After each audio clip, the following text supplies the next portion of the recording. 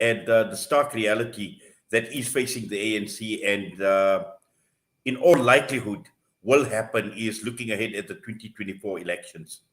And there is all this talk about a coalition government at national level.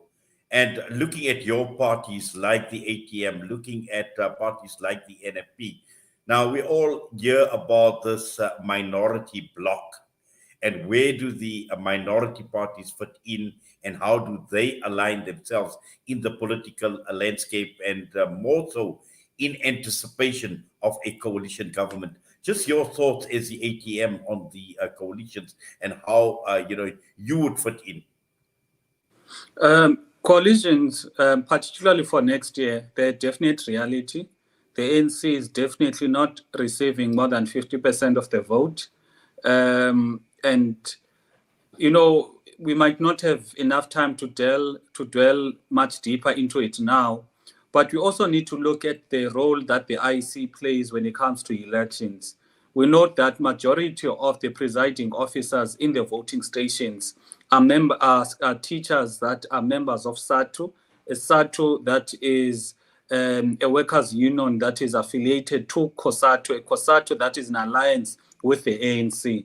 Therefore, we need to scrutinize and examine whether that relationship is it leading to free and fair elections, whereby we can safely say there are no shenanigans that are happening in the voting stations, whereby votes of the opposition parties get to be lost, and those voters, those ballot papers are going to be seen lying on the streets.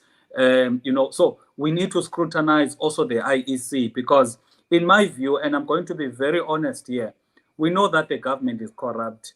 We know that when it comes to the contracts, they are very corrupt. We know that they use the state of disasters, to loot the state coffers.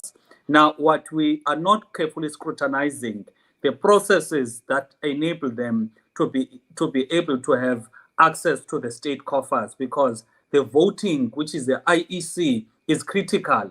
So there's no way, in my view, you could be corrupt as a government when it comes to how you handle contracts of the state, but there's no corruption, or you don't attempt to be corrupt on the processes that either make you government or do not make you government. So we need to have time whereby we examine that particular aspect.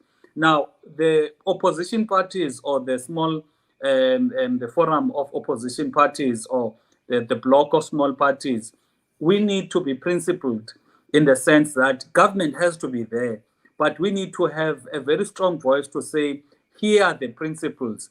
The biggest issue, that is why the coalitions at a local government are failing, because they are personality-based, they are based on access to resources. They are not based on principle, they are not based on service delivery. Because if that was the case, if we're all saying we're serving South Africans and want to better their lives, therefore, you don't hear this vote of no confidence, that we have in across the entire country on the mayors, that you see that they are based on principle. They are based on access, on the fight to access to resources. So to turn around South Africa, there needs to be principled approach, particularly from the side of the leaders of opposition parties, because we can't allow ourselves to get the same culture as the ANC, because the ANC, it is beyond repair. Once you're an ANC member, your DNA is a DNA of corruption, of self-interest, of self-enrichment. Therefore, every decision that you take as a member of the ANC, you have one thing only in mind, and that thing, it is looking out at your own interests, and you don't care about the interest of other people or of the nation.